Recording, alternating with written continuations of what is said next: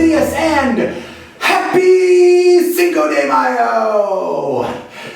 Now, I know this is not the Cinco de Mayo that we all dreamed of. This is not even the Cinco de Mayo that we planned for.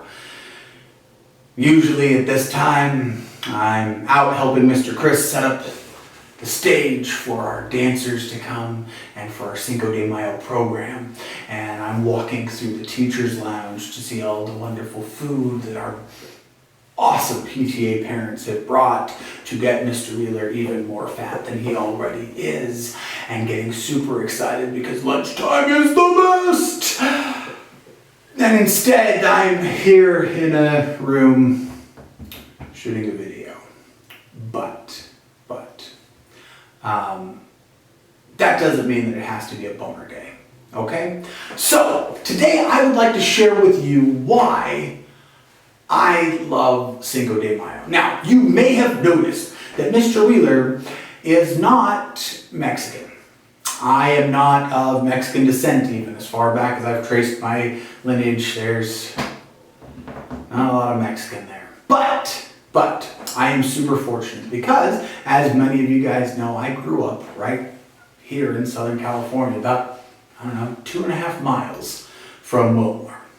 And that means that I was fortunate to have a lot of other cultures that influenced my life. I talk about this every year with you guys, right? Every year when we celebrate Tet, I'm not Chinese or Vietnamese, but I get to celebrate Tet every year. I'm not Mexican, but I get to celebrate Cinco de Mayo every year because growing up around here, I have a lot of friends who are first or second generation immigrants who share their culture with me. And that is the best thing about America, is we have these people who come here with the idea that they want to be part of the American dream.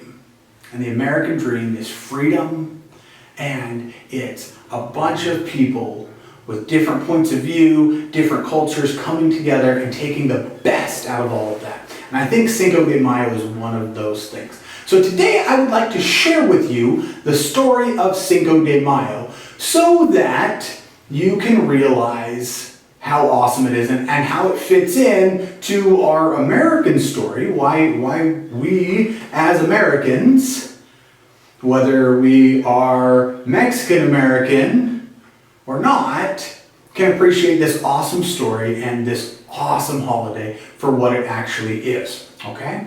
So, first things first. I need to thank one of our wonderful Willmore family who got me my outfit that I'm wearing today. I'm super stoked about it. I was going to be so stoked to wear it to school, to our celebration, but we aren't at school, so I'm wearing it here. So I got my awesome sombrero, I've got my shirt, I'm all sorts of ready to go, but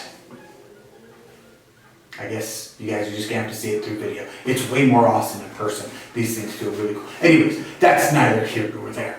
But thank you. The person asked to remain anonymous, but thank you so much. It was very kind and very generous for you to get this for me so that I can feel a part of this wonderful celebration. Okay, now let's talk about the story of Cinco de Mayo. First things first, Cinco de Mayo is not Mexican Independence Day. I know, it's a little confusing. When I was younger, thought this as well because I was like, let's see. 4th of July is American Independence Day, so Cinco de Mayo, which means 5th of May, must be Mexican Independence Day. Ta-da! Logic, figured it out. No, wrong. Mexican Independence Day is September 16th at midnight. Yeah, it actually has a very specific time, and if you really want to celebrate it, you start on the 15th, and then at midnight you go, whoa, and party, and that's a lot of fun. And that's a story for a completely different time, but look it up because it's awesome. September 16th, Mexican Independence Day. But the story of Cinco de Mayo. Our story takes place in May of 1862. That was a long time ago, if you can believe it. That was even before Mr. Wheeler was born. Yeah, it was a really long time ago. And Mexico was in a little bit of a spot. They were broke.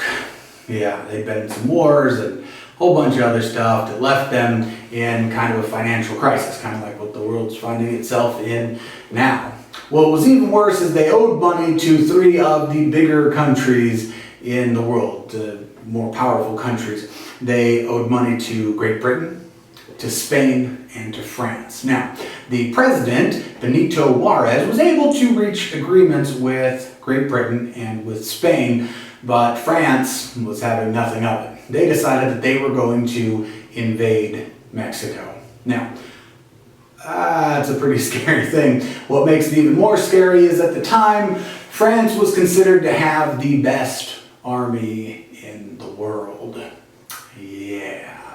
So they sent their sizable army to invade Mexico. And it looked like it was going to be a really one-sided battle. They landed on the East Coast and started making their way to the capital, and the Mexican people knew that if they made it to the capital, well, it was kind of game over.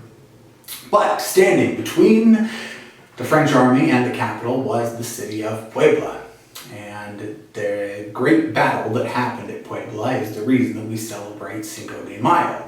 On May 5th of 1862, Mexican forces met the French forces, and the Mexican forces were able to stop the French forces. Now, that seems like a normal battle, but let's talk about some of the huge disadvantages that our Mexican friends had over our French friends. The French had 3 times as many soldiers as the Mexican army did. There were 6,000 French soldiers attacking Puebla to only 2,000 Mexican soldiers. The French army was a well-trained army. Like I said, they were considered the greatest army in the world. All 6,000 of them. And they were really well equipped, which means that their weapons, their food supply, all of that, top notch. Our friends on the Mexican side, not only were there only 2,000 of them, 1/3, but a lot of them weren't even soldiers. They were just citizens who said, hey, I'm going to protect my country. And the weapons that they had were not as awesome as the weapons that the French had. And they weren't as well supplied in food and other rations as the French were.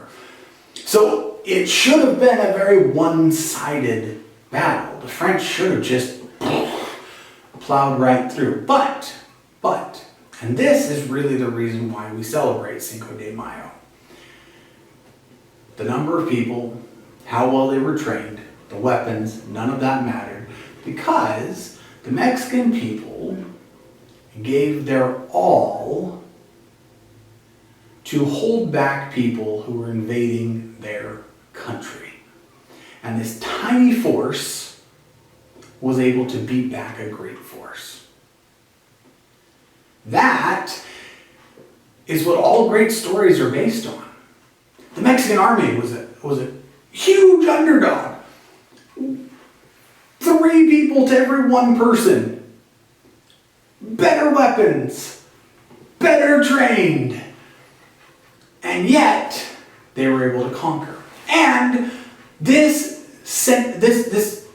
story made its way all across America and gave the people hope. And there's nothing more powerful than hope.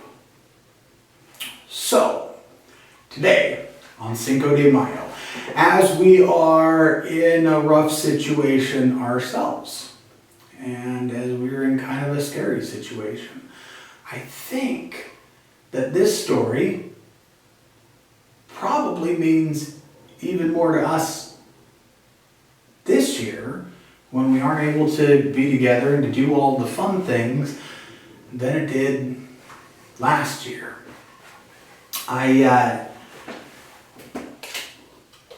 I've been thinking about this a lot, and I was thinking, what is the best way to show my gratitude for Cinco de Mayo in a card trick?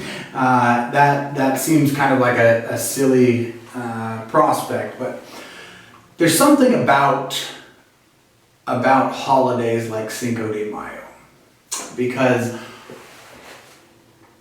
when you grow up around here, I grew up thinking that everybody celebrated Cinco de Mayo. I grew up thinking that it was just a fun thing that we were all able to do, and it didn't matter what race you are or ethnicity, or it didn't matter what you were. You got to go down and get together with all your friends, and there's me, the whitest guy in the world, and my Vietnamese friends, and my Hispanic friends, and my black friends, and my friends from all over the place, all these different cultures, all celebrating the same thing. So that's what's awesome about these multicultural holidays, is it brings us all together. I would go over to my friends down the street, and they would have the best food, and I would eat so much food, and I would sit there, and it was as if I was a part of their family, and it didn't matter where I came from. It didn't matter anything about that. It was awesome. That's why I love these holidays. So here's our card trick for today. So I have here a deck of playing cards, and normally when you have a deck of playing cards, one of the things that you never see people do is shuffle a deck of cards face up into face down. So this makes a horrible mess. You see, we got some cards that are face up, some cards that are face down. We can even give it another shuffle, and it just becomes a madhouse. And here we have just completely mixed up deck. And it feels like to me sometimes that our world is a little bit like this. That if we just look at the world as it is, that we see very easily the differences in people. You might look at somebody's skin color, the way that they're dressed, or the fact that they have a red beard when their hair is brown, or the fact that they have a head that's too big for them. I don't know. But we look at people, we notice the differences in people. Not today. Today is Cinco de Mayo. Today is an awesome day. You see, because today, all of us get to come together and get to celebrate the same thing. What we're celebrating is the idea that when you're fighting for something that you really care about, it doesn't matter what the odds are. It doesn't matter that you're probably going to lose. That little bit of hope can completely change the way that you see the world. And so even though it may seem like everything's crazy, that right now we can't see how to get out of something, that everything just seems all mixed up. And even though a lot of times we just focus on the things that we see that are different,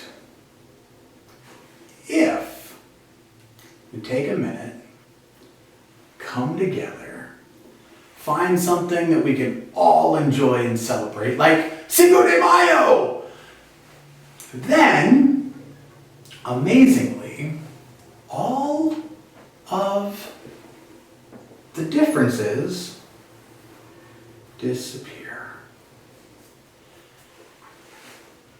My friends, I am so grateful to live here in Southern California. I'm so grateful to be the librarian at your school, and that I have friends from all these different cultures.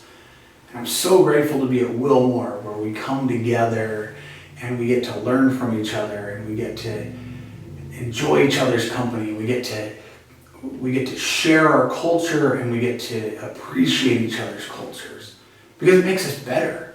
It makes the world better. And if we can get over all the silly, stupid things that people think are differences between us, and just focus on the fact that, hey, We're all people.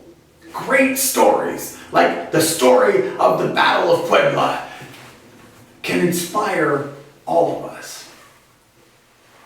Because those people in the Battle of Puebla aren't just heroes for the Mexican people, they're heroes for all of us. Because what they did was heroic.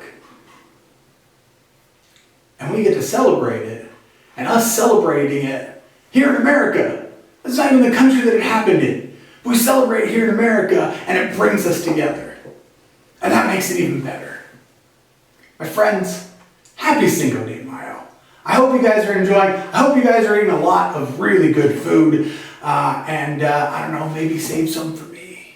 Just throwing it up there. Or, mail it to me or whatever, I'm cool. Anyway, but seriously, enjoy your Cinco de Mayo. Spend it with your family. Enjoy each other's company. Be thankful for the things that we have. I'm sure grateful that I live here. I'm sure grateful that you guys are my friends. And I'm sure grateful for all of my friends who over all of these years, I'll be 39 this month. So for 30-something years, my friends have been sharing their culture with me. And it's made me a better person. And it's made me a happier person. My friends, I miss you guys. I love you guys. I can't wait until the next time we can get together and celebrate Cinco de Mayo the way that I like to celebrate Cinco de Mayo. With lots of music and dancing and, of course, food. But until then, let's spend some time and remember those heroes that allow us to celebrate. Because that is the important part.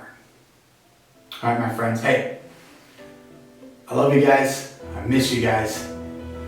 We'll see you guys in the next video. Happy Cinco de Mayo.